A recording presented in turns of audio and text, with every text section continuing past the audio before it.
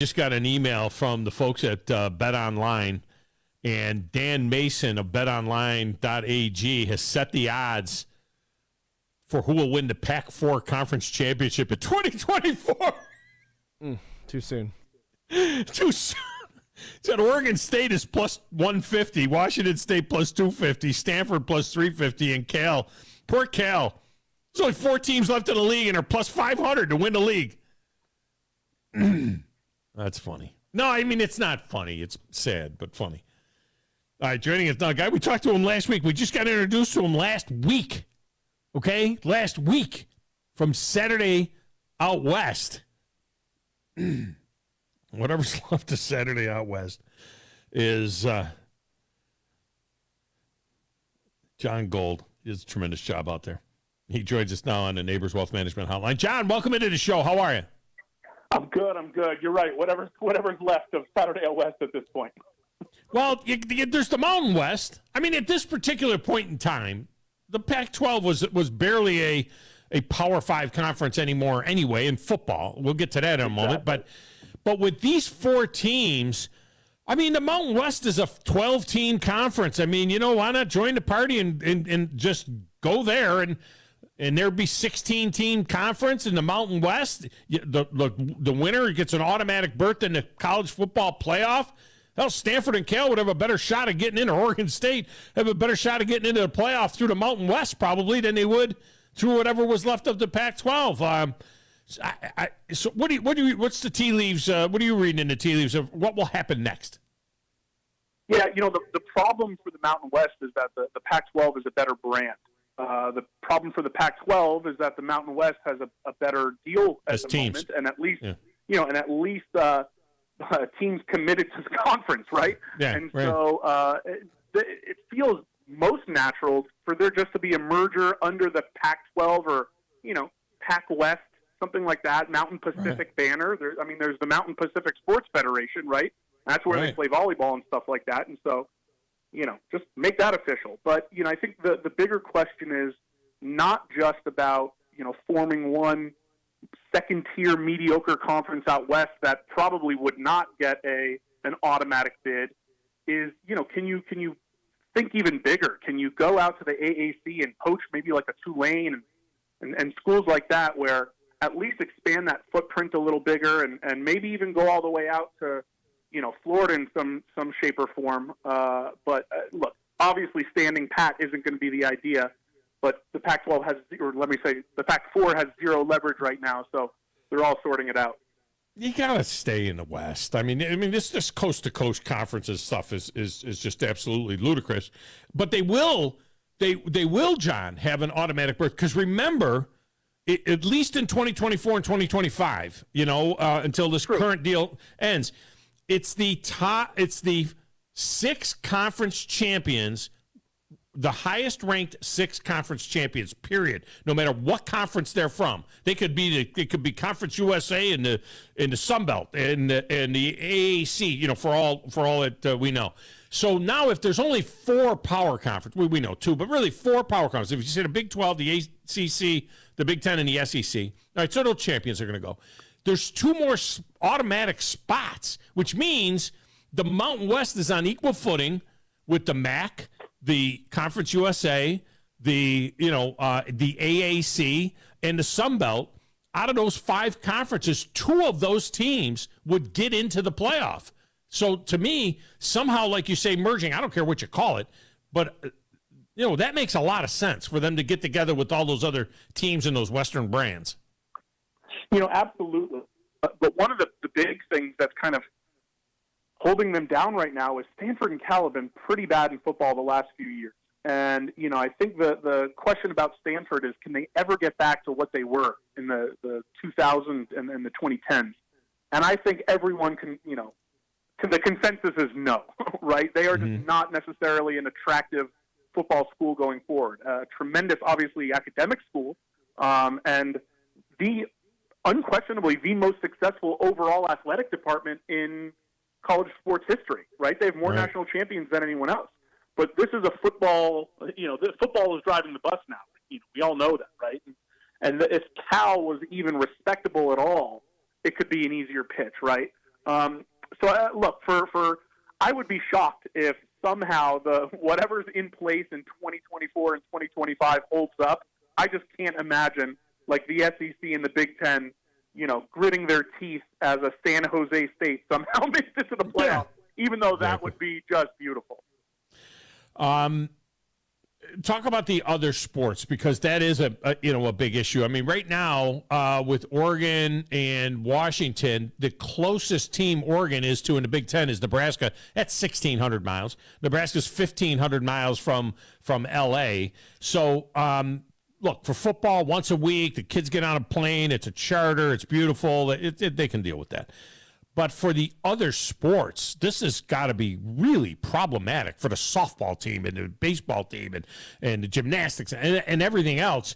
How is this going to impact those other sports and the profitability for those other sports out west when they're having to make these massive trips?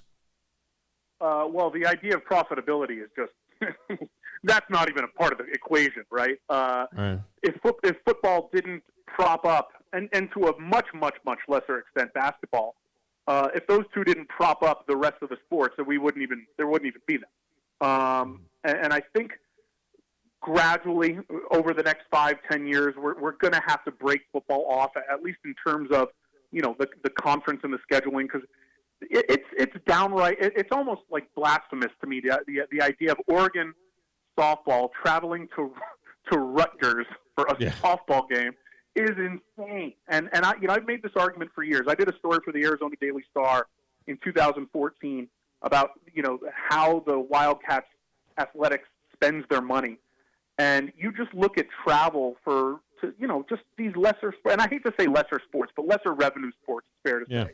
Low revenue sports. Just, why would you have them even go east of Texas, right? And so every one of those trips adds up, and it's they're gonna have to find a solution for it.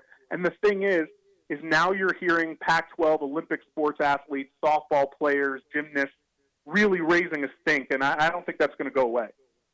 I agree with you. I kind of floated that out in the open, is that maybe at some point in time, football just breaks away and becomes its own thing. 64 teams nationally, put them in 4 different conferences regionally, and let's just go. You know what I mean? Tell Notre Dame, get in one or get out, one or the other, and just say, let's go with these 64 or 72 or whatever the number is to make it fit into a playoff scenario. And then you could still have a Pac-12 and everything else, and you could still have a Big 12 and whatever these different conferences are. It may have to happen that way. I don't know. John Gold with us here from Saturday West. How surprised were you that it happened so quickly? Because you and I talked last Thursday, and I think you were the one. Maybe it was either you or the guy I was talking to from Colorado. One of you guys said, Utah to the Big 12 is a little bit problematic because BYU doesn't want any part of Utah, in the Holy War, in the Big 12. And Arizona State was very loyal to the Pac-12 and so on. So it didn't seem like, and then it was like the words were barely out of our mouth, and boom, 5 teams gone from the Pac-12. No, that wasn't me, because I would never have talked about BYU. Okay. But what I'll say is this: Arizona State was the last one, right? Was the last one fighting this. And I've said all along, this was Michael Crow's ego, the president of Arizona State. This was his ego fighting anything. He was the original guy to back Larry Scott, to buy into his vision, to really say, hey, ownership rights matters. Being able to control our destiny matters. And he bought that hook, line, and sinker. And so I have still maintained that it was about him kind of getting over the idea like this grand ambition never came to fruition, and for several different reasons. But I have really contended all along that the second the train started going downhill, it was going to go downhill fast. And Crow himself said something interesting. He said in his press conference on Friday, when they recognized that Oregon and Washington, by the way, didn't even show up at the meeting that morning, they knew then that they could not be in an untenable situation for long. And so Arizona had already been ready to go. Arizona State and Utah were a little hesitant, but basically the second that it all happened, the dam just broke. And so that was always going to happen quickly. But the one thing I want to mention, hyping on something you said a second ago, is the idea of the value of the brand, right? We just saw Bed Bath & Beyond implode in front of our eyes, and yet that brand is going to succeed, or at least that brand is going to continue on. Toys R Us, in its old form, doesn't exist, and yet it's going to continue on. So even though the Pac-12 doesn't exist in its old form right now, the brand is more valuable than all but 3 or 4 other conferences. That's not going to go away. Yeah, that's a great point that you make there. And John Gold with us here Saturday out west, talking about the mess that is now left in the Pac-12. What are the by the way, when the obituary, if there is an obituary that is written about the Pac-12, is this on Larry Scott's hands, or is this going to end up being at George Kliavkoff's feet? You know, which one of these guys is going to be the one that history will say, under this guy's leadership, it collapsed? Even though, I mean, I know it's actually happening now, but is this a Larry Scott problem more even than the current guy? It is, but here's the thing. There's a lot of blame to go around. And there's also, I try to make this point all the time, it's not always about the interception that the quarterback throws. Sometimes it's about the interception that the defensive back, does himself or jumps the pass, right? The Big 12, this is not so much a failure on the Pac-12 as a success for Brett Yormark and the Big 12, right? Mm-hmm. They sort of read the tea leaves. They saw how not just sports media rights were collapsing, but the entire infrastructure of cable. They said, hey, we got to get to the negotiating table faster than the Pac-12.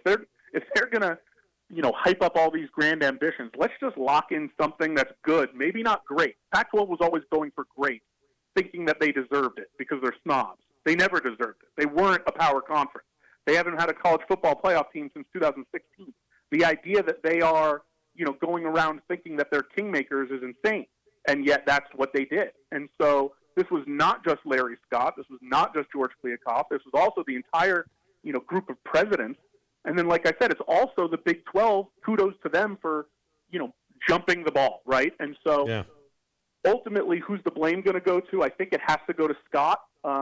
He was really the one pushing for this new vision, and he could never seal it. He could never nail the distribution with DirecTV and everyone else, and it all blew up in his face. The dirty little secret, you talk about being in a playoff. In my lifetime, we call it the big dog era around here, which dates all the way back to 1960. Okay? In my lifetime, USC is the only team that's ever won a legit, undisputed national championship out of the Pac-12, right? I mean, I think Washington had a shared one in under Don J. Yeah, but wasn't that a split one? Yeah, I think they had a split one, and Oregon had a couple of bites at the apple there. They had it going for a minute, and so on. But I mean, for a real legit national champion, USC, and you could kind of feel that air going out, once USC was pulled out of the mix. Oh, completely. I mean, look, are they just a normal a group of 5 conference? No. Pac-12 has or above that. Dwarfs the history of an AAC or a Conference USA or any of them. But the idea that they're on equal footing of the SEC and the Big Ten and even the Big 12, to me, is preposterous. Even a Big 12 that loses Texas and Oklahoma, I still think you can make an argument that they're more invested and bought into football than even a USC. I mean, I think that was one of the things that has come out over the last 5-10 years, is that despite all this big talk, USC was not putting the kind of institutional money behind the football program that even like an Arkansas, right, or an Ole Miss was, right? And so USC has sort of relied on that heritage and Heritage Hall and, run Tailback U and OJ and Mike Garrett and all these incredible players for so long, but the results haven't been there. USC has not been nationally relevant since 2005 or 6. Right? You can argue maybe a little bit after that, but not really. And so, to your point, I mean, the Pac-12 has just never been what they thought they were in their own eyes. I'll put it that way. I see, and I thought it was only a few years ago, 2-3 years ago, we were throwing out models when it looked like the Big 12 was going to fall apart, especially after the news came out that Oklahoma and Texas were leaving.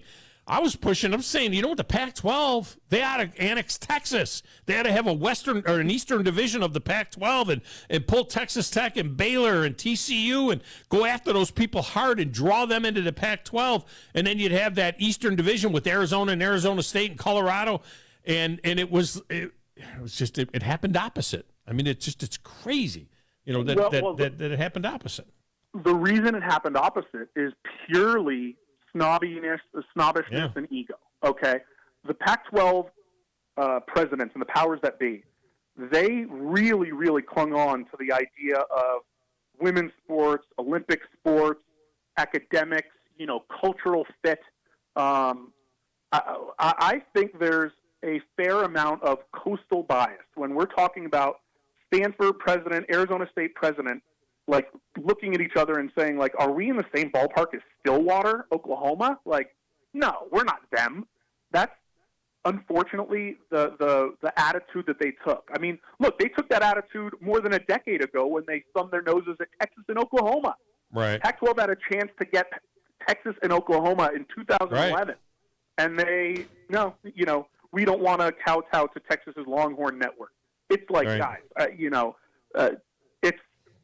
it's a shame, but more than anything, it's sort of like just desserts, right? Like this is you rocked it, right? But ultimately, here's the point that I'm making as well is the institutions themselves didn't necessarily lose, right? Arizona State's getting $32 million in this deal. Like, that's better than they had, right? Is it SEC money? No, but they don't deserve SEC money. And so the thing that lost out were the fans, the people who care about regionality in college sports, the Pac-12 itself. But, like, the schools I don't think necessarily lost. Well, let me rephrase that. 8 of the schools didn't lose. 4 are big-time losers. Yeah. No, that's a great point. John Gold with us Saturday Out West. All right, back to Stanford and Cal for a moment. Are they in play as far as the Big Ten goes? I mean, it would seem symmetrical for the Big Ten to get to 20 and have a Big Ten East and a Big Ten West. I mean, basically, you could have a Big Ten East and a Big Ten West with the Mississippi River splitting it, even though, you know, Nebraska, Wisconsin, Minnesota, Iowa, those people are 1,500 to 2,000 miles away from the West Coast, but you would have 6 teams along the West Coast, and then you'd have those other 4 teams that are west of the Mississippi in the Big Ten and have a Big Ten East and a Big Ten West. I mean, it almost seems to make sense, and certainly academically, Stanford and Cal, you know, fit nicely into the Big Ten footprint. It makes a lot of sense except for the money, right? And now if the Big Ten can tell Stanford and Cal, you guys are coming in at a really reduced share. I mean, they don't deserve a half share even, quite frankly. Nor does Rutgers, right? But they got in early, right? They got their seat at the table. Stanford and Cal just don't have that kind of leverage. And so I think I almost wish you could see Stanford going independent. I wish they would just drop football altogether and go to the Ivy League. And, you know, just I don't think the college football world needs 130 teams, right? You said it yourself. Give us 64 to 70. Matter. Right. Give us 64 to 70 that matter at the D1 FBS. We're going for the money level, and then have the rest be great regional schools that, you know, let Stanford play a San Jose State and a Sacramento State in non-conference play, and get to play Cal, you know, in non-conference play, and have them scale down and play against Brown and Dartmouth and Yale and Princeton. That to me makes more sense than all of these, you know, also rans just fighting over scraps that Alabama's just leaving in its wake. I finally lost rivalries, lost traditional games, all of this chatter about that. I don't really understand why we can't have an Apple Cup. I don't know why the Civil War can't be played. I don't get that. I don't understand why Bedlam, you know, Mike Gundy says no more Bedlam. I don't get that. Why not? Over here, we got Florida State playing Florida. We got Clemson playing South Carolina. We got Georgia playing Georgia Tech. Louisville plays Kentucky. It's almost kind of sexier that they're non-division or non-conference type games. And, you know, because not only is it the teams, but it's the conference against the conference type thing. Do you suspect that we'll still get those Western rivalries like that? Because there's not that many that matter out there in terms of, oh, God, we lost the USC, whatever, Stanford. You know, I mean, come on. Yeah, you know, here's the thing. The only I think there's two rivalries that are really going to be lost, which is Oregon State, Oregon right now, and Washington, Washington State, the Apple Cup and what was the Civil War. The Territorial Cup stands with Arizona State and Arizona. Colorado and Utah, which isn't a huge rivalry, that stands. But now Utah gets BYU back in its conference, and the Holy War, that's going to be great. USC and UCLA stick together. That's important. Stanford and Cal, you would think, stick together wherever they go in the next step. And so I don't think we're necessarily losing all that much. I do think, to your point, it makes sense to have, week 3. There's zero branding around non-conference games. There's nothing special about the week-to-week. You might see an exciting matchup, like Georgia versus Oregon kicked it off last year, or Utah versus Florida. Sure, that's great for weeks 1 and 2. But what if you turned week 3 into rivalry week, right? And Stanford, Notre Dame, USC, lock that in for week 3. Lock in, to your point, Kentucky, Louisville, and whatever, even lower scale, UConn versus UMass. Put those all in 1 week. Put all the branding behind it. That becomes almost like a college football holiday all over again, right? Why do we have to lose? Why would we have to lose the Apple Cup and the Civil War? Did they not call it Civil War anymore? Did they have to change it to be politically correct? We're in 2023, buddy. Oh my gosh, you can't call it that. Hey, I still call it the Red River Shootout. I still can make say, oh no, it's a Red River rivalry now, and we can't call it the cocktail party. And with Florida and Georgia, bullcrap. Not on this show. What's a cocktail party and a Red River Shootout in the Civil War? What do they call that thing now? I'm offended as someone who eats apples. Okay, we should just call it the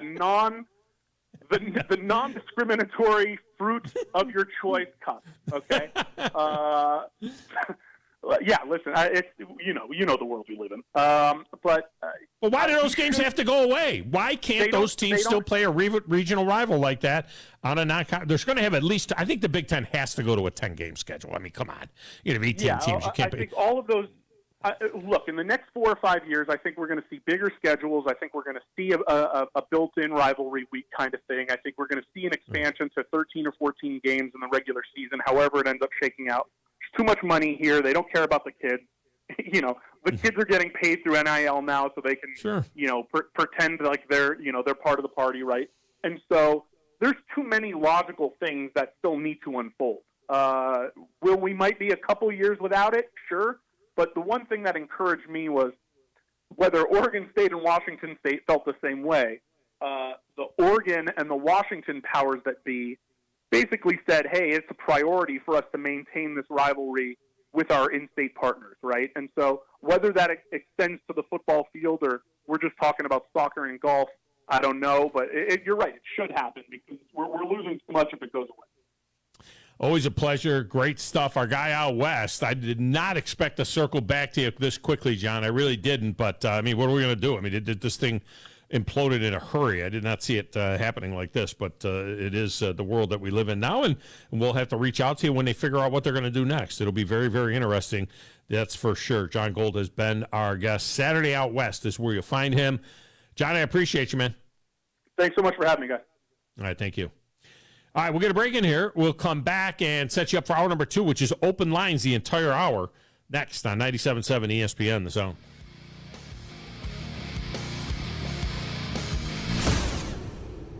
I'm attorney Gary Lackey. If you've been injured and need a lawyer right now, do you know who you really get? I'm attorney Jennifer Lackey. You want to talk to your lawyer. My clients talk to me. And me. I'm attorney Justin Lackey. We're the ones that you talk to. And we're the ones who handle your personal injury case. And we'll take care of it. The Lackey Law Firm. 1-800-4RIGHTS. No representation is made that the quality of the legal services to be performed is greater than the quality of legal services performed by other lawyers. The state's largest orthopedic group is growing to meet the needs of the patients in our community. The Orthopedic Center has long been the most trusted name in orthopedics in North Alabama. So as our area continues on the fast track, so does the need for premier orthopedic care anywhere and anytime you need it. TOC is proud to announce the opening of our new locations in Albertville and Hampton Cove, along with the grand opening of our newest office in Decatur. These clinics will offer the same high-quality orthopedic care you have come to associate with TOC, with the convenience of being closer to home. As a patient, your time is your most precious asset, and we recognize that that at TOC. That's why we are also proud to announce the opening of our urgent ortho clinics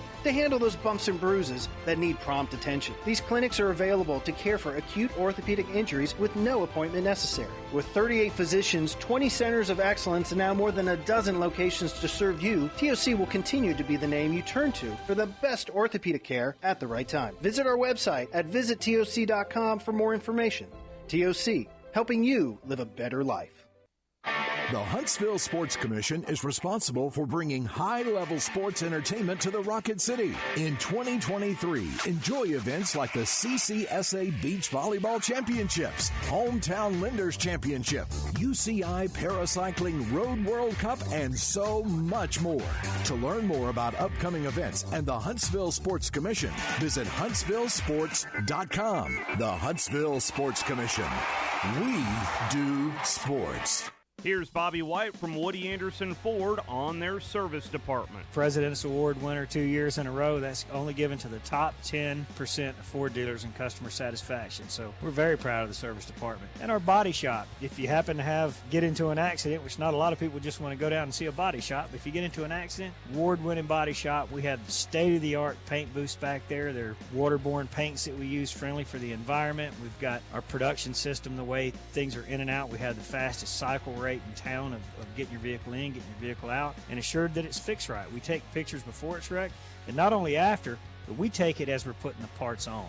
All done to above industry standards. So I'm proud of our body shop too. Don't forget our parts department. So you don't have to need parts, performance parts, or just parts if you're a weekend mechanic. Woody Anderson Ford, located at the corner of Jordan and Sparkman, as well as Hughes Road and Madison. You can also check out the great deals at WoodyAndersonFord.com. Thom Abraham here for my friends at Alumni Hall. Alumni Hall is the ultimate shopping experience for Alabama and Auburn fans. Located right here in Huntsville, come shop the best selection of officially licensed apparel, hats, Yeti, accessories, and gifts. Whether you're heading to the spring game or shopping graduation gifts or just love to show your school pride daily, come see us at Alumni Hall. University students, faculty, and military receive 10% off in store, and you can earn cash back with our Hall Pass rewards. Alumni Hall, located in Bridge Street Shopping Center, or shop anytime at alumnihall.com. Next time you're online looking for landscaping inspiration, open Instagram and check out Southern Gent Landscaping. They can help make your yard your dream outdoor oasis. Southern Gent Landscaping can handle it all, from landscape maintenance and installation to irrigation and hardscapes, even AstroTurf. Turn your yard into a landscape you'll be proud to show off. Call Southern Gent Landscaping at 256-509-6088. 509-6088. Southern Gent Landscaping. Professional landscaping performed with satisfaction guaranteed. From the Fox 54 Weather Center, I'm meteorologist Emily Owen. For this Monday night, expect a few isolated showers, mainly before midnight. Otherwise, we'll see a partly cloudy sky. Low temperature is going to be falling into the upper 60s for the overnight. We could also see wind gusts as high as 15 miles per hour. Heading into your Tuesday, mostly sunshine expected. Scattered showers and storms going to be possible in the afternoon. High temperature is going to be topping out in the upper 80s. I'm meteorologist Emily Owen on your home for ESPN Radio 97.7 ESPN, The Zone. The Drive with Wes Neighbors and Steve Moulton. Listen weekday afternoons starting at 5 on 97.7 ESPN, The Zone. It's perfect!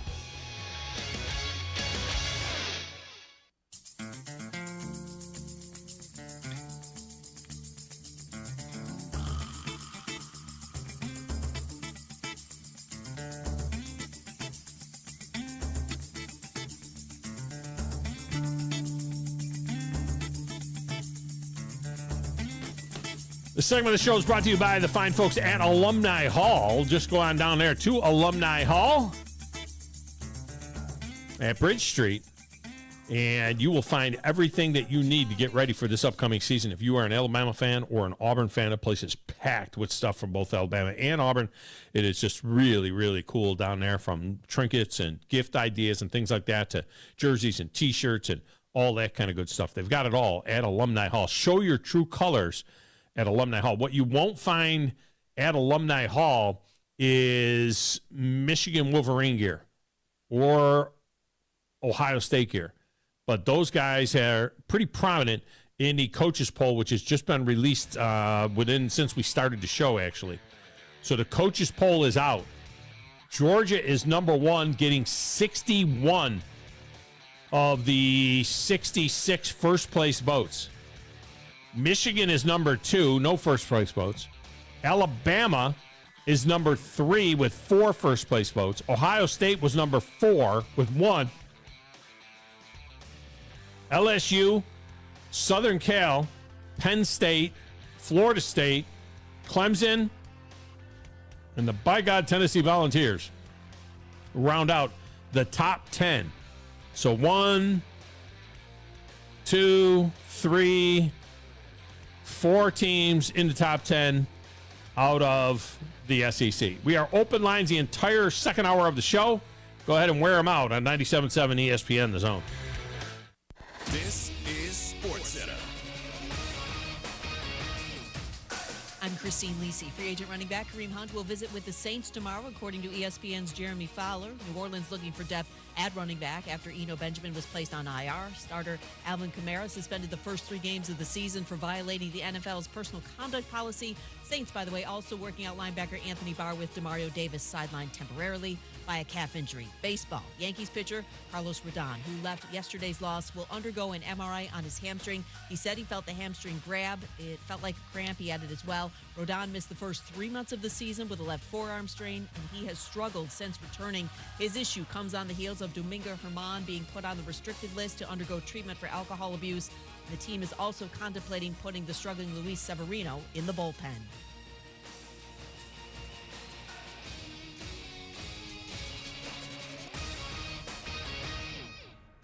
This WZZN, Union Grove, Huntsville, Alabama. 97.7 ESPN, The Zone. Thomas from Talent Heating and Air back in studio with us. And Thomas, those temperatures in the summertime starting to rise once again. You want to make sure you're not left out in the heat. You want some cold AC, give Talent Heating and Air a call. That's right. If you give us a call, we can generally get out there the same day. So we pride ourselves on the same-day service. And what's that number? 256-503-4490. And if those AC units are giving you the blues and you've already called someone else, never fear, give Talent Heating and Air a call because you guys can still come out. That's right. We do free second opinions on major repairs and quotes. A lot of times we save our customers thousands of dollars and additionally get their units repaired before the other guy could even get started. And that number for Talent Heating and Air is? 256-503-4490. And if you can't give Talent Heating and Air a call, you can find them online at talenthvac.com. Schedule all your appointment service calls there. Talent Heating and Air. Give them a call or find them online today.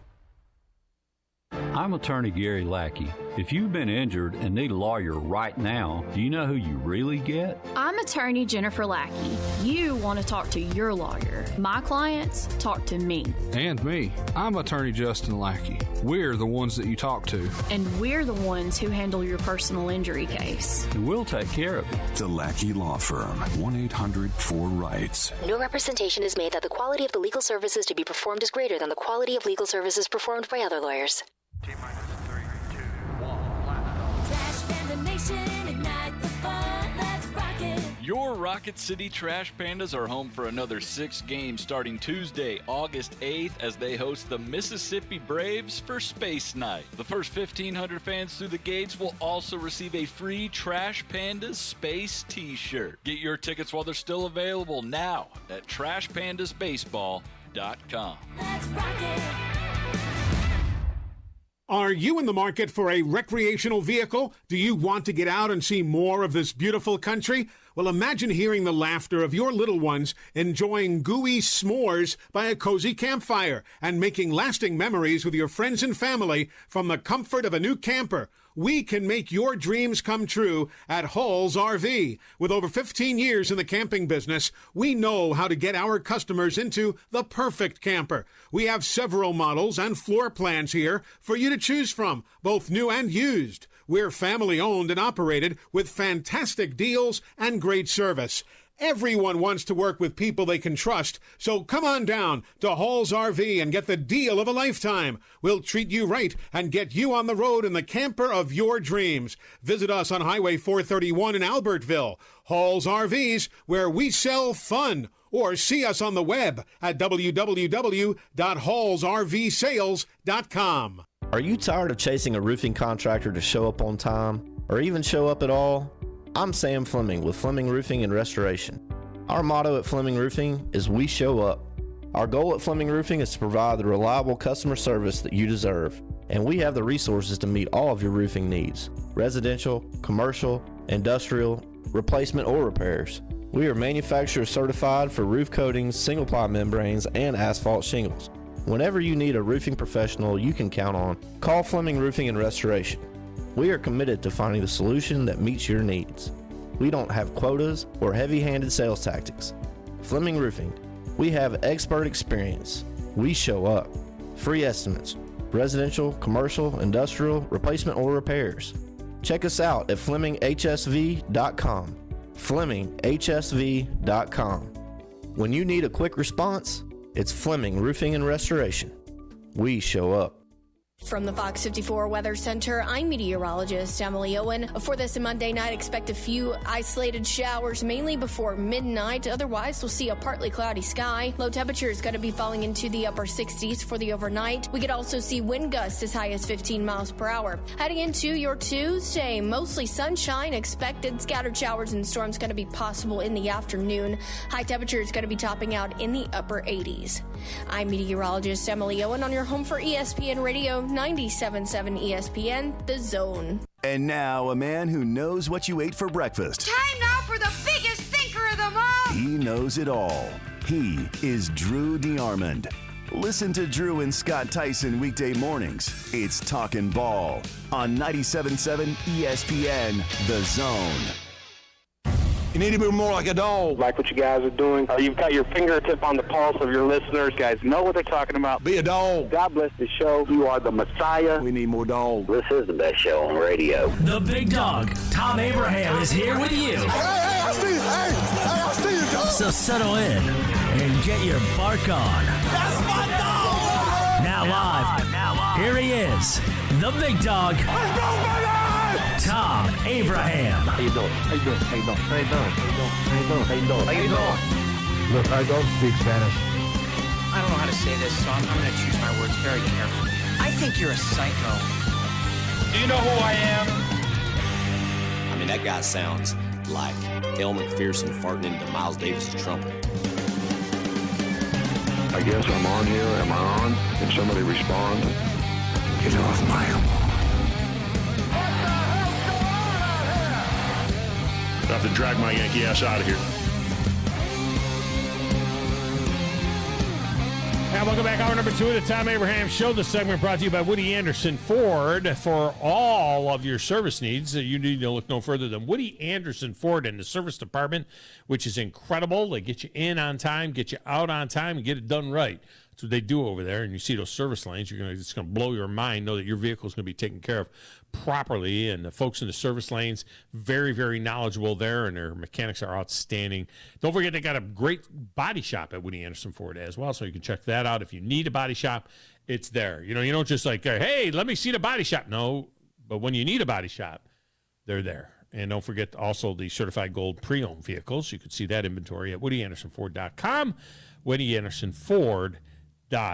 All right, phone lines are open, 256-576-4977. As we left, I was giving you the top 10 in the coaches poll. Coaches poll has hit the street now for the beginning of the season. And look, I say it all the time. These polls are meaningless now. The only poll that means anything is the playoff poll, which doesn't come out until after 7 weeks into the season. But the reality is they still affect people and their mindset on some level. Because you can't tell me that those people that are on the committee, that they don't look at anything. They do. They know what the AP poll is. They know what the coaches poll is. And so you formulate these kind of ideas. Now, can a team that is ranked in the bottom of the coaches poll, like TCU at 16 or Oklahoma at 19 or, Wisconsin at 21, can they go shooting up the list when you get to that particular point? Oh, sure. But these are the starting points for all of these people. And so we gave you the top 10, Georgia, Michigan, Alabama, Ohio State, LSU. Southern Cal, Penn State, Florida State, Clemson, Tennessee. That's your top 10. Your next 10 at 11 is Washington. Texas is 12. Notre Dame is 13. By the way, they introduced their jerseys that they're going to wear in Ireland for that opening day game against Navy. And thankfully, all they did was put a little bit of markings on the shoulders of them or on the sleeves of them. Really, I mean, you wouldn't even notice the difference hardly. I mean, it's nice, but it's not that stupid stuff that they've done in the past. Number 14, Utah. Number 15, Oregon. Texas Christian. K-State. Oregon State at 18 in the Pac-4. Oklahoma at 19. Just weird seeing Oklahoma down that far. North Carolina at 20. Wisconsin, 21. Ole Miss, 22. Tulane, 23. Texas Tech, 24. And the Aggies of Texas A&M, 25. South Carolina and Florida would be 27 and 28.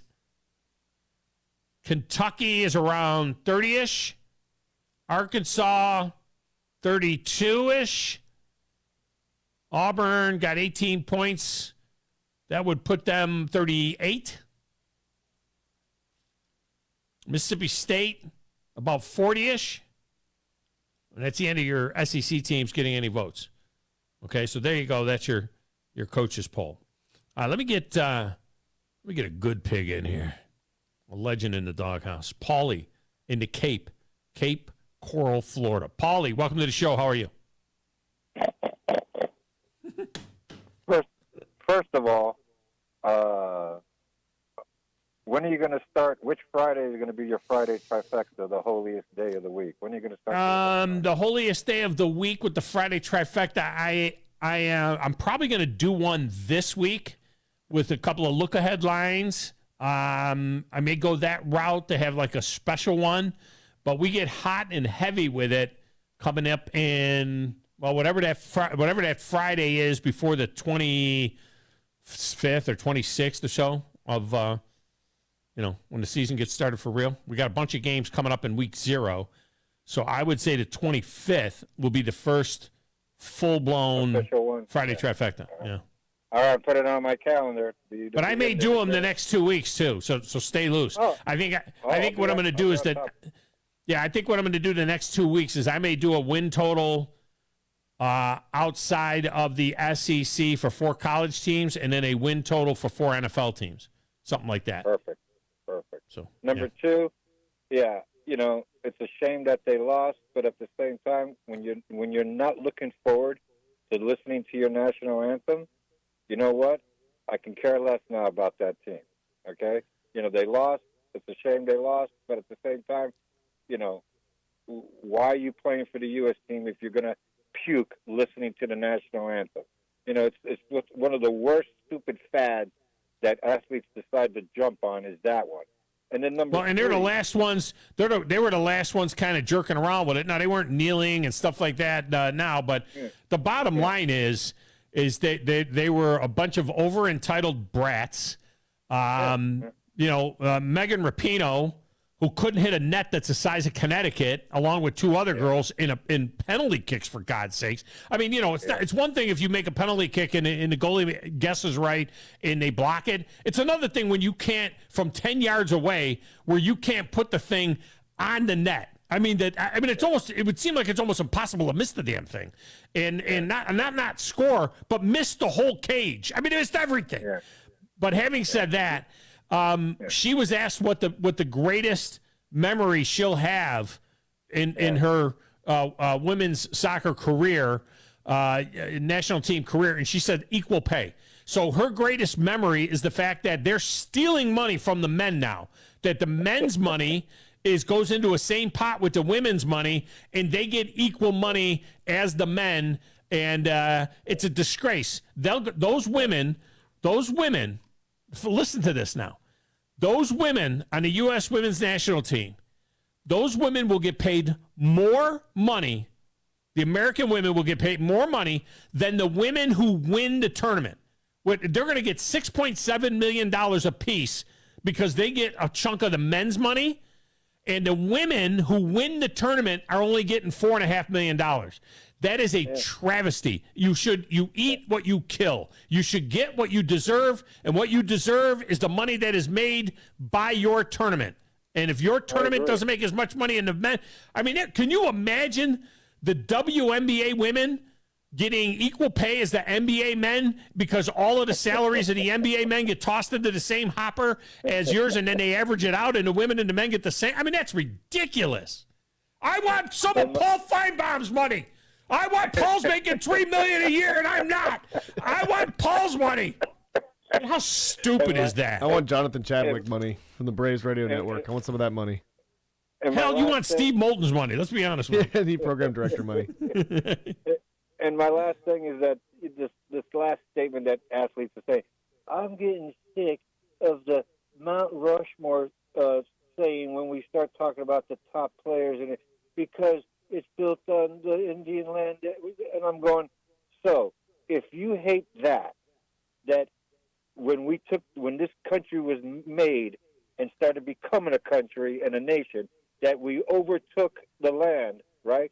Then we should hate Alexander the Great, Genghis Khan. We should eat more Chinese food, Italian food, French food, because what was Alexander the Great known for? Well, being a good ruler, but killing people in battle and war and taking over the land.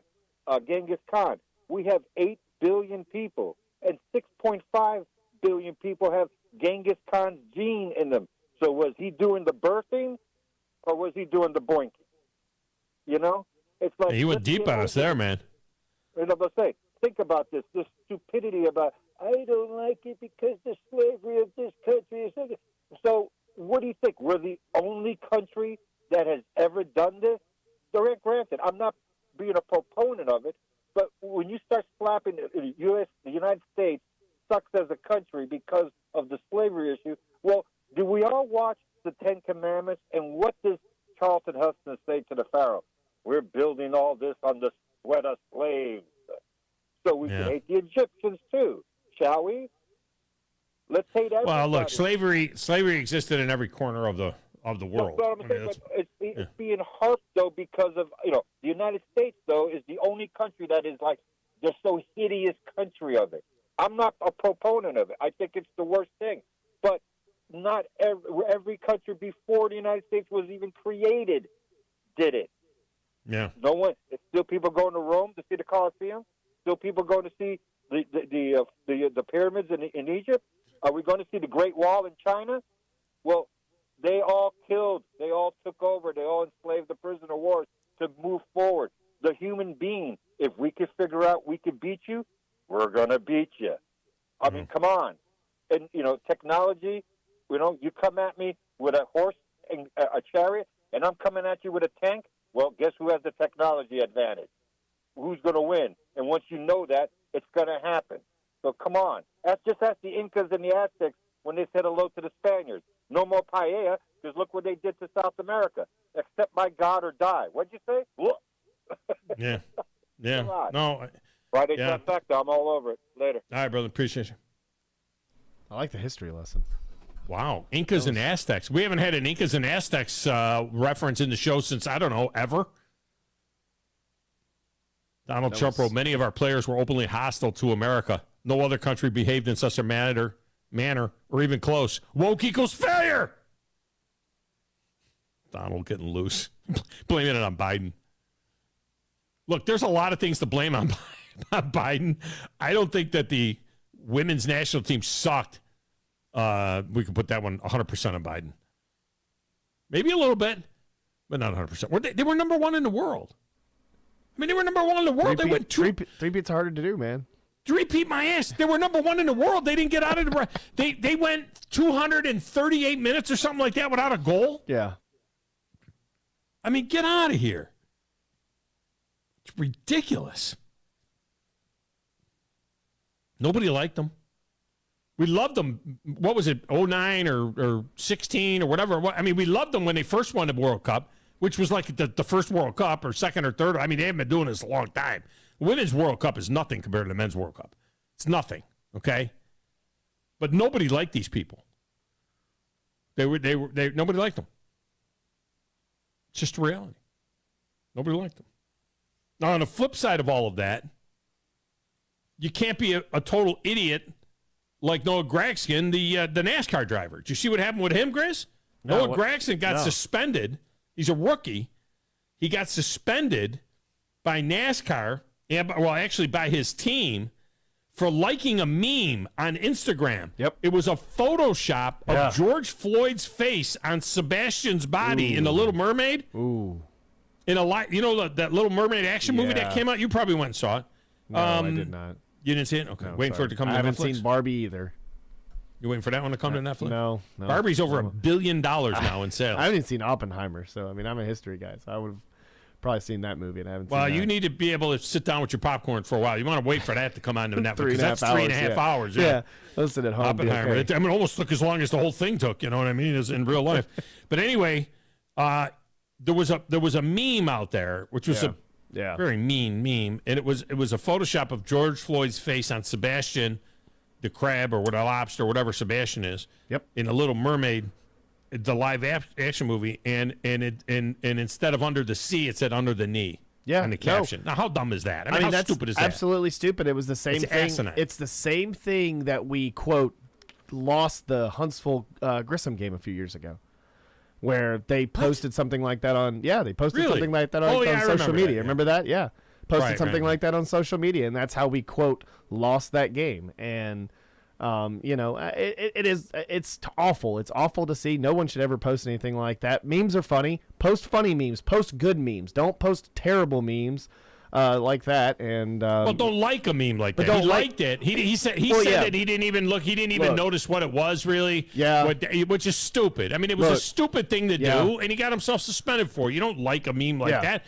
That's just people being bad people. It's regardless of how you feel about the whole incident. Yeah, that's not the point. The point is that it's mean-spirited. Yeah, that's ugly. Don't be ugly. Don't be mean. Yeah. Don't be. That's Well, it was like the kid. I mean, the kid from Florida. He liked something, or he had like pictures that he posted in a Discord, and he got found out by that. And it's like, why would you even have that in your phone, dude? He's like, I just had it from a meme. Text window. I figured you wanted Drew DeArmond money because he's the cog that drives 97.7. You know it. I want to be able to go to Alabama. That's all. I wouldn't walk across the street to pick up Drew's check. I've done that a couple times. I've gone to the Redstone to do that for him a couple times. Thanks, Redstone, by the way. Shout out. Text window. Michigan. Geez, with that schedule, we'll have to listen to Michigan gum bumpers all year until they lose to this year's TCU in the playoffs. Michigan, go blue. Oh, they got such a popcorn schedule. When is the fantasy draft? Oh, yeah. Yeah, when's that? Where is it at? Wait, we do hate Genghis Khan. Hitler was a softie compared to Genghis Khan. Wow. Oh, God. Yeah, when is the fantasy? Look, the NFL season doesn't start until September 9th, people. Okay? You have to have your draft ready by August 24th.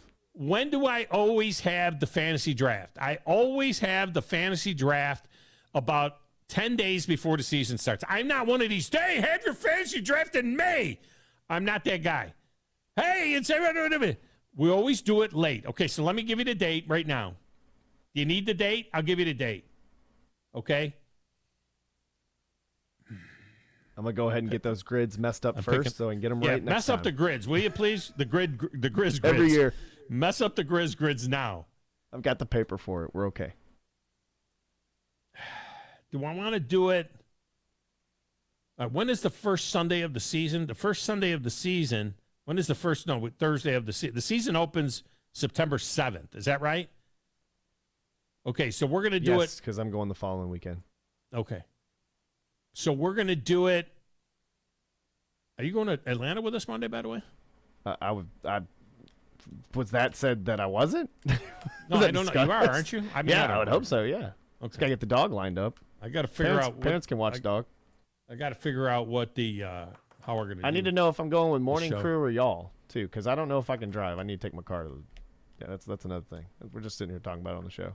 Yeah, well, I mean, they're. I don't know when they're. I don't know what they're. You know what? Remind me Wednesday. Let's talk about it in the staff meeting. Oh, yeah. Because I don't know Drew when already they're asked going. me. Drew already asked me this morning. What? So about who's going where and who's going with who. The question will be, are they doing their morning show there the Tuesday after the game or the Monday before the game? And here's a little programming note. I know Steve likes to say this programming note. I think Drew was talking about maybe Bill Penny on Wednesday or on that day. Forget that. So, Why don't you ever answer the freaking question I'm asking you? What I want to know is, are they going to do their show the morning of the game or the morning after the game? No, that's what I'm saying. They're going to do it, I think, the morning of the game at Bill Penny and then leave. So that would be Monday morning. The game is at night. All right, so then they're not doing a show at all in Atlanta with the morning show, which is fine. Don't think so, yeah. Okay, that's fine. That's fine. I'm doing my show before the game.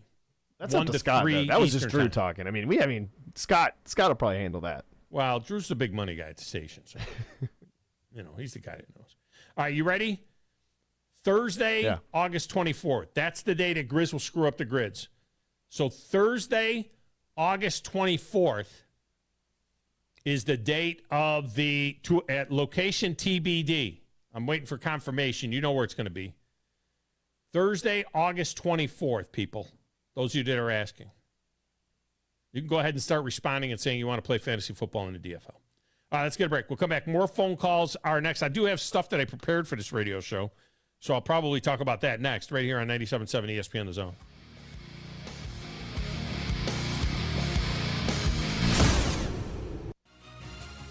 You're listening to the Thom Abraham Show on 97.7 ESPN The Zone. Southern Fidelity Mortgage.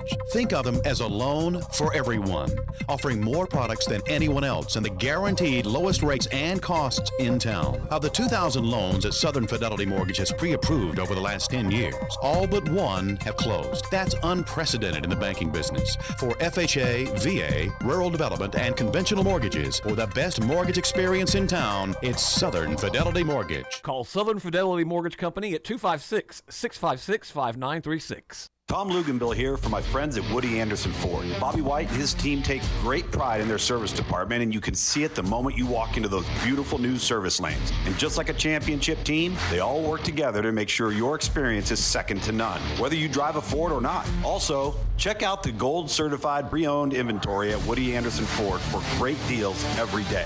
Stop by and see them at Jordan and Sparkman or at Woody Anderson of Madison on Hughes Road, or visit WoodyAndersonFord.com. The best place to get 50s diner-style homemade delectables is Bubby's Diner. Located at 8412 Whitesburg Drive Southeast, try their all-new expanded breakfast menu with homemade waffles, omelets, and shrimp and grits. With 3 generations of experience, Chris Bubby Belcher has the best burgers in town. Don't forget to leave without a homemade pie or a hand-spun milkshake. Give Bubby's a call today at 256-513-8080. Bubby's Diner, home of the donut burger. You want the right specialist for your recovery. At SportsMed Orthopedic Surgery and Spine Center, we understand every body is different. Your muscles and bones are unique, as is your body. Our SportsMed specialists offer innovative treatments and minimally invasive procedures, allowing you to quickly return to the life you love. Locations in Huntsville, Madison, Athens, and Decatur, and on the web at sportsmedalabama.com. Improving performance, improving lives. Do you want your next party to be something you'll remember? Then head on down to Flosa Premier to book your next big bash. Birthday? Corporate meeting? Maybe just a family reunion so you can get your cousin Kyle back into the basketball court so you can beat him at basketball. I have no idea. Flow is fun for all ages looking for high-flying excitement, arcade fun, and tasty snacks to satisfy your hunger. Whether you have 10 friends or 25, Flow is jam-packed with something fun for everyone. Get jumping with Flow off South Parkway in Drake or head over to flowhuntsville.com to book your next party now. The kitchen is the heart of any home. It's where the family gathers. It's where kids discover old recipes and make them their own. Just starting out or just now getting started on the dream kitchen you've always wanted? I'm Chris Haygood, and from all of us here at Bob Wallace Appliance to the home builders and the homeowners of the Huntsville area, a heartfelt thank you for buying local. We're in Huntsville, Florence, and Coleman, and online at bobwallaceappliance.com. There's the phone and no one to answer. 256-576-4977. And as a result, we got many, many phone calls and letters. Give us a call on the Neighbors Wealth Management Hotline today. 97.7 ESPN, The Zone.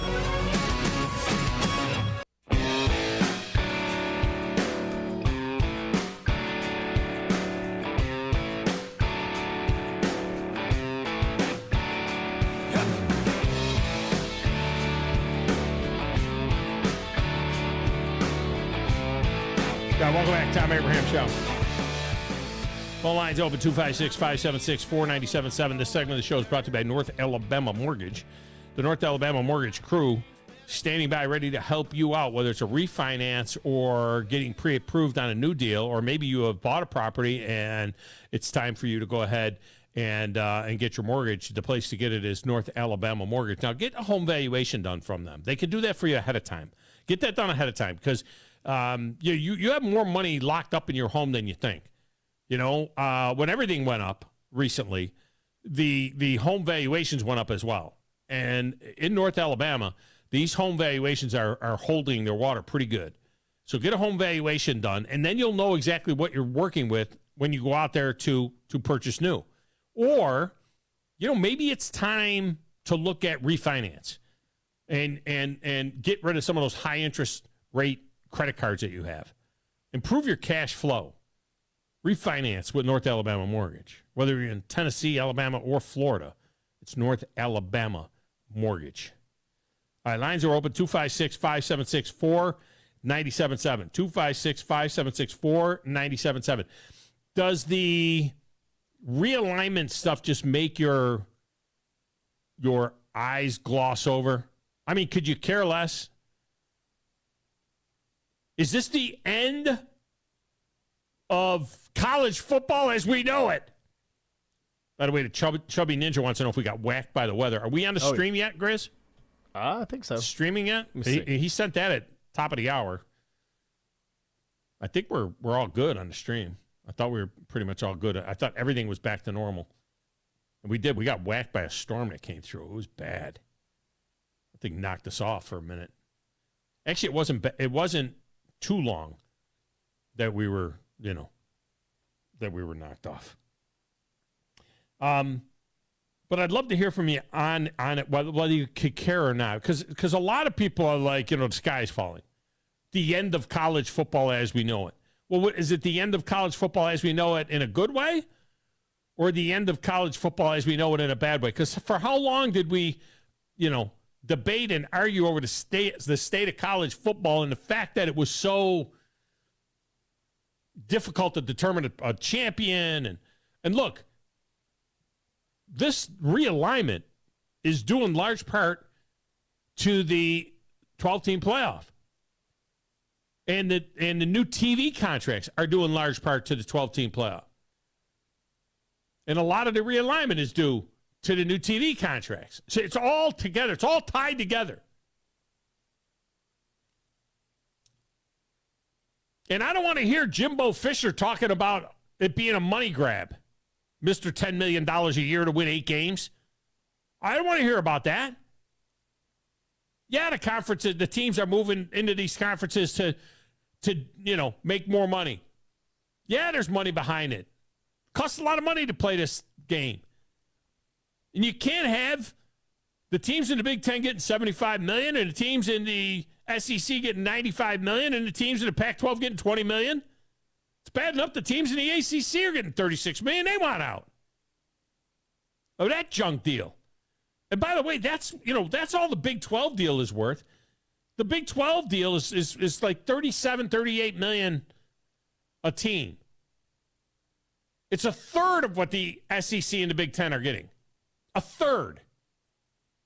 The Big 12 deal and the ACC deal are very similar. The SEC deal and the Big 10 deal are completely different animals. Completely different animals. 2 to 3 times more money. Which ultimately is going to pay off in terms of how those teams perform on the field. Yeah, you can have a team have a great year like TCU did or like UCF did or something like that. Yeah, that kind of stuff can happen. But the chances of it happening are less and less. That's just the way it is. And I told you earlier about last Thursday night, in case you missed it in the open. Fox had the biggest national baseball game of the year with the biggest ratings of the year when the Yankees and the Astros met. One of the best rivalries in the last 5 or 6 years in Major League Baseball. It drew the biggest weeknight baseball rating in years with over 2 million viewers. And at the same time, on NBC, both broadcast networks, I'm not talking about one on FS1 and one on over-the-air. Fox, we're talking about Fox broadcast, NBC broadcast. At the same time the Yankees and the Astros were playing during a pennant race, the Browns and the Jets, rookies and free agents, played a scrimmage in a Hall of Fame game without Aaron Rodgers, without Deshaun Watson, without Nick Chubb, without any of the starters. In fact, most of the second-teamers weren't even. Jerome Ford didn't play, and he's a backup to Nick Chubb. It was all 3s and 4s, guys that will be playing in those spring leagues next year, and 6 million people tuned in. 6 million people tuned in. I mean, Grizz, we are sick. Yeah. I mean, 6 million people. Now, you and I were bouncing back and forth between the two games, but 6 million people watched a football game, a crap Hall of Fame football game compared to a pennant race game between two of the biggest names in baseball. Just about, 2 months ago, we were watching spring football, and we couldn't even get that in the championship game. Like, we all of a sudden, we're watching a preseason game that, like you said, means nothing. This was all for, to get Hard Knocks footage and to go through this preseason, and Aaron Rodgers is there and everything like that. But you could see it from the crowd, from just like the television ratings, everything. I mean, we were ready for football. I mean, it felt like a real game, like it was the regular season. Well, get this. They've released, now that we're halfway through the year, they released the top 25 most watched sporting events of the year. The top 25 most watched sporting events of the year so far. Okay? 1 through 21 are NFL games. 1 through 21 are NFL games. The top 25 most watched sporting events of the year. Many of them are not even playoff games. Number 13, Vikings-Packers, regular season. Number 14, Monday Night Football, Bills-Bengals. The guy almost died on the field. Didn't even play the game. Bills-Patriots, number 15. Sunday Night Football, Week 18, Lions-Packers, number 16. It's just games. It's regular season games. Number 22 is where the NFL gets stopped, and that's the national championship game between Georgia and TCU that had 17.5 million people watching that. Then we go back to the NFL. 23 of the top 25 most watched sporting events were the NFL. Number 22 was Georgia TCU in the national championship game, and number 24 was UConn and San Diego State in the college basketball national championship game. That's it. I think it's just mostly... Number 26 was the Kentucky Derby. Who the hell watches the Kentucky Derby? Apparently everybody. Gamblers. Number 26 was the Kentucky Derby. The highest rated NBA game was number 28. And it was the NBA Finals Heat Nuggets game 5. The Masters final round was number 30. I mean, it's not even close, people. The top 21 are all NFL. Let's go to Lance. Grumpy's up first. Grumpy, welcome to the show. How are you? Hey, pretty good. So with this college realignment, what is Oregon in? What's the name of the conference Oregon is in? In the Big Ten. How many teams do they have now? 18, beginning next year. And then if they get 2 more, they could have 2 Big Tens divisions, and the champion could play in the Rose Bowl. They could have Big Ten West and Big Ten East, and Big Venti. the Big Ten championship game could be the Rose Bowl. Big Venti. Yeah, and I think they have 3 time zones which is the most. To me, it's the most. It's. I don't care if you get teams that are great at this point because you can. There's only so many aces in the deck. Now it's like let's go get the Rutgers or the Vanderbilt to get another time zone. Yeah, they had. Well, that's why they took. That's why they took Rutgers in Maryland. They wanted to get into the East Coast, and they wanted to get into that to that Eastern time zone. How important? The Big 12 also. Is that to you with SEC expansion? Like even as far west as Austin, Texas, they're still in the Central time zone in Austin. Yeah. Yeah, so we've just got also 2 time zones, right? Yeah. It's still 2 time zones, and it's still Southern football. It's still Southeastern football. Although Texas, certainly with Oklahoma, Texas A&M, that has a little of the Southwestern, the old Southwestern Conference, that feel. But I still you think of Texas as the South.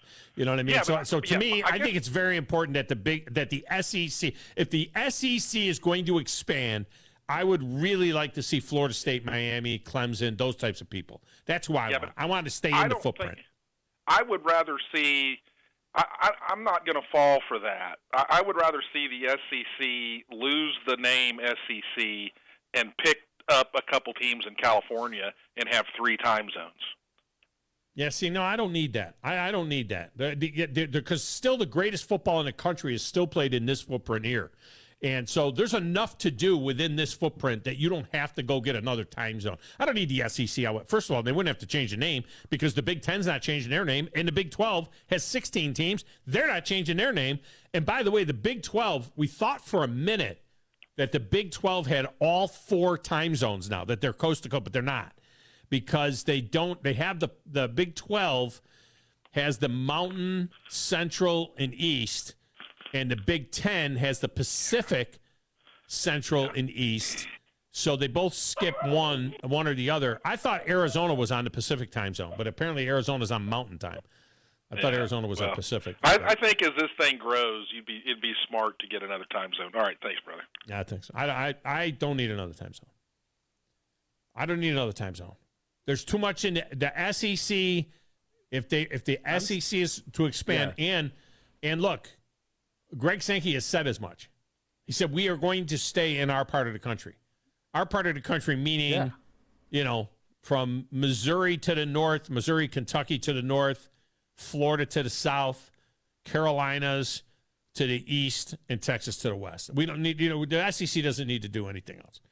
If you told me the SEC was going to bring in Oklahoma State for whatever reason, to have the Oklahoma State thing or whatever, okay. And I know Oklahoma State wanted in. I guess you are called the Southeastern Conference, and you dipped into the Southwest. So you did. But go it's after not. The, do you consider? Don't you consider Texas a southern state? I mean, yeah, no, it is a southern weren't state. They part of it? Weren't they part of the Confederacy? Yeah, they were part of it. Yes, they were. So that's a southern state. They were a southern state, but I felt like, but Texas and it. But the thing is Texas about is Texas. So big. Texas is Texas, and back in the day, Texas thought they were like their own country. Yeah, but they're big enough to be half of Texas is the Southwest and half of Texas is the Southeast. Like Texas is bigger than the United States. Like if we had Texas El Paso or Texas bigger Tech, than then Alaska. I would say that feels like Southwest. No, Alaska's so much bigger. Alaska's than Texas. so much bigger. Yeah, that's the difference. Jeremy is up next. Most people don't know that. Jeremy, welcome to the show. How are you? Alaska's like half the size of America. What's going on, man? You could. Go ahead. You could split Texas, and it could be a Southwest and a Southeast. That's how big it is. It takes longer to get from one side of Texas to the other side of Texas than it does for me to drive from here to Chicago. So I remember driving across Texas on 20 and 10, and it took 10 hours. I think it was 10 or 11. The sun was coming up when I entered at Texarkana, and I got to El Paso, and the sun was setting. It was like 10 or 11 hours go across the state of Texas. Well, I like the idea of Florida State and Clemson. I like the idea of bringing North Carolina into the SEC. I do, especially with basketball. I think that's where the SEC will go because I do agree with you. Time zones mean nothing with all this. I mean, I don't think the time zones are and all that important and all that. And I don't want to see an SEC school playing at midnight. You know. Yeah. SEC after dark. I don't need SEC after dark. That's LSU, Alabama. Unless it's 8 o'clock. Yeah, the last game I want to see kicks off at 8 o'clock in the SEC. Now, the thing is, what North Carolina, I don't know that. Can you bring North Carolina without Duke or North Carolina State? Is Duke not a thing anymore? Is now that Coach K is gone? Are we a couple of years away from Duke just going back to being not a thing at all? Yes. See, I don't know. Yeah. Yes. I think that I'd love to see but I would love to see Florida State and Clemson for sure, because they're, Clemson may be on a decline, some would say, because they haven't been. Slight decline. Slight. Yes. And they're not as relevant as they were, say, a few years ago when they were, fresh on everybody's mind and, hey, they're winning now and all that. But that's Florida State was down, and that's usually the way it's went with the ACC. Is when Florida State's down, that's when you see the Clemsons and I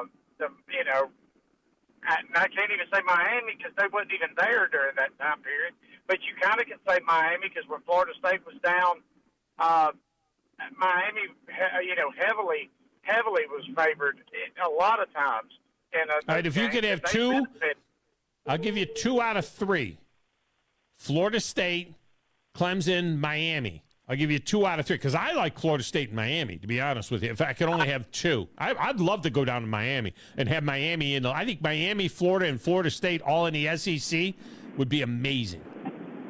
Well, I think that we're going to end up getting 4. I think that's 3 of them, and I think North Carolina might be the other one. I don't think Georgia Tech's in any conversation whatsoever. No, Georgia Tech. They don't need Georgia Tech. They already got Atlanta with Georgia. Yeah. They are out of the conversation. I'm ready for it. I'm ready for all this to happen. I'm thinking that the SEC is going to have an announcement coming very soon, because you can't have all this going on with the Big Ten and with the Pac-12 and all of these going on.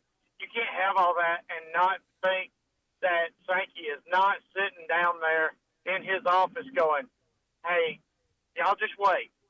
Y'all wait till this announcement. Yeah, but it isn't. You got to understand, Jeremy, it isn't just trading cards. It isn't just like, okay, I'll take this piece and that piece. Those people in the ACC right now are having, believe me, they would have been out by now. They have an ironclad deal that they're until they can get with their attorneys and figure it out. And Florida State's making all this noise and everything else.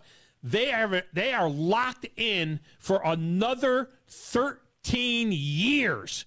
With that grant of rights. They have a $120 million exit fee, and they have their grant of rights locked up to the ACC for 13 years, unless there's one provision, unless half of the league leaves, and then all of that goes away. Half the league. So they would have to – and there is talk about that. There is something called the Magnificent Seven that have been talking about leaving, trying to combine their efforts and leaving – the ACC, but you'd have to have 7 of the 14 teams leave the ACC. And I think 4 of them will go to SEC and 3 of them will go Big Ten. Well, could happen. You don't think you think the Big 12 will get somebody? I think the Big 12, I think the Big 12 is a bigger player depending on what the Big 10 does. See, I would love to see Syracuse in the Big 10. I'd like to see Syracuse and Pitt go to the Big Ten. I'd love to see Syracuse and Pitt playing Penn State on a regular basis in a conference game. I think it would be fantastic to see Syracuse and Pitt go to the Big Ten. And they fit in terms of academics. You got to be an AAU school and all that other kind of stuff. What about the wild card in all of this? What's Notre Dame going to do? Because Notre Dame, there's no way they can stay independent. They can, because Notre Dame can stay independent because they're getting the same money from NBC that the Big Ten teams are getting on their TV contract. Notre Dame doesn't have to do a thing. Notre Dame is going to sit there. They're going to continue to play 5 ACC games a year, and they can sit there. Notre Dame is getting paid like a conference team gets paid. Notre Dame's going to make $60, $70 million a year beginning next year from NBC for half the games, for only their home games.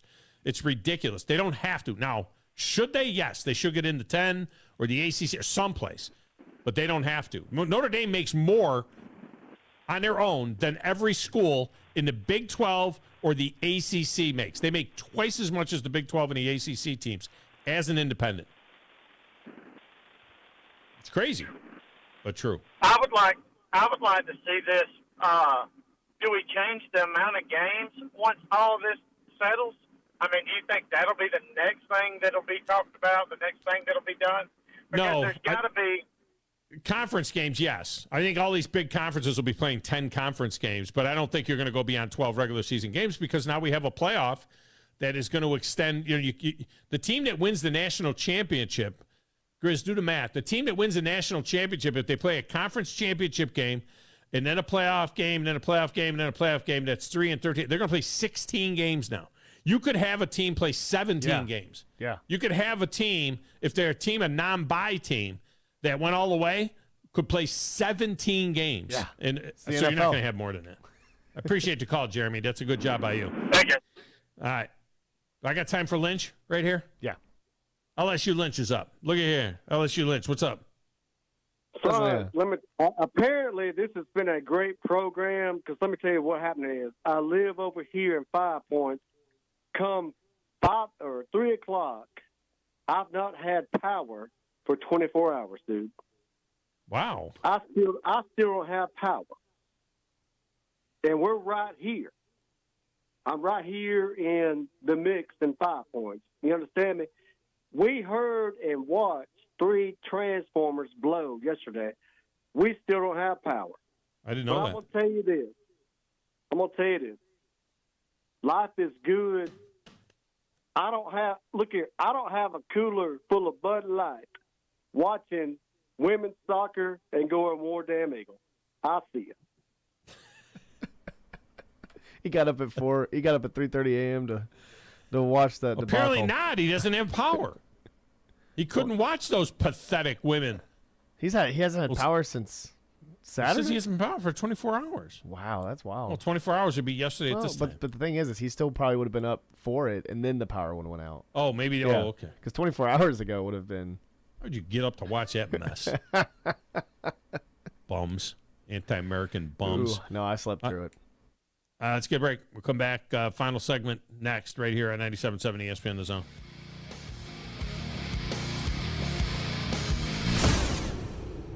What if I told you that Bigfoot is real and that he's making the best donuts you've ever had? Come see for yourself at Bigfoot's Little Donuts. Come in and order from over 50 flavors, all made hot and delicious. Ranked in the top 100 donut shops in the nation by Yelp. Bigfoot Little Donuts. Order in store or online at bigfootslittledonuts.com for pickup or delivery from Grub South or DoorDash. South Parkway, Huntsville, and County Line Road, Madison. Bigfoot's Little Donuts.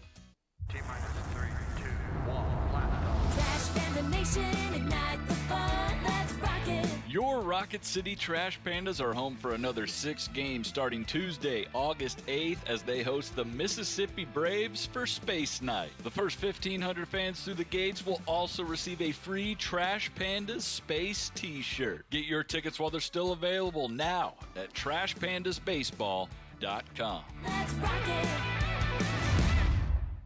Here's Bobby White from Woody Anderson Ford on their service department. President's Award winner 2 years in a row. That's only given to the top 10% of Ford dealers in customer satisfaction. So we're very proud of the service department. And our body shop. If you happen to get into an accident, which not a lot of people just want to go down and see a body shop, but if you get into an accident, award-winning body shop. We have the state-of-the-art paint booths back there. They're waterborne paints that we use, friendly for the environment. We've got our production system, the way things are in and out. We have the fastest cycle rate in town of getting your vehicle in, getting your vehicle out, and assured that it's fixed right. We take pictures before it's wrecked, and not only after, but we take it as we're putting the parts on. All done to above industry standards. So I'm proud of our body shop too. Don't forget our parts department. So if you happen to need parts, performance parts, or just parts if you're a weekend mechanic. Woody Anderson Ford, located at the corner of Jordan and Sparkman, as well as Hughes Road and Madison. You can also check out the great deals at WoodyAndersonFord.com. At Bryant Bank, we believe your goals are worth chasing, and every step along the way is worth celebrating. From your hopes for the future to the challenges that keep you up at night, we're here for you. Bryant bankers put care into action to help you live legendary by stepping up when you need us most and doing what's right even when no one is watching. Come experience a local bank whose people greet you by name and treat you like family.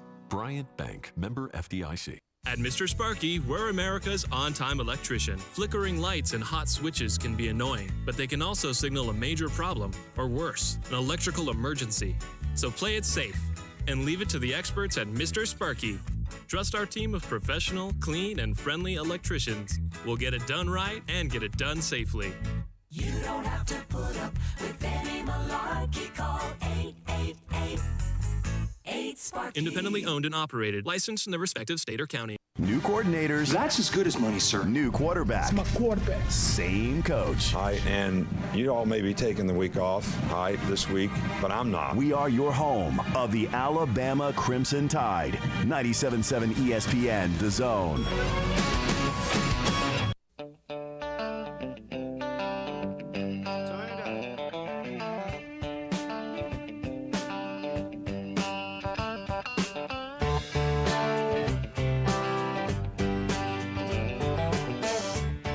We apologize for any inconveniences that you guys had with the apps and the streaming and the YouTube and all of that. When we got hit by lightning during the show is so energetic that the lightning is just drawn to it. You know what I mean? It's just like when my voice starts going out over the air, the lightning just like goes right to the tower because it wants to either shut me up, yeah, or it wants to, I don't know. But in any event. That was scary. We got it. Yeah. I mean, the lights went out. It was, yeah. When the lights went out in not Georgia. Not Georgia, but Alabama, yeah. When the lights went out in Alabama. But eventually it came up. All right, just a couple of other notes to get to. We talked about the Angels and what their schedule would look like when they got past the trade deadline. And lo and behold, they've lost 6 straight now. And I'm afraid that they're gonna fall out of this thing here pretty soon, and then they're gonna rue the day that they didn't figure out a way to trade Ohtani and get a pile for him. But I do believe this to be true. They're now 7 games out. They're virtually just about dead in terms of play.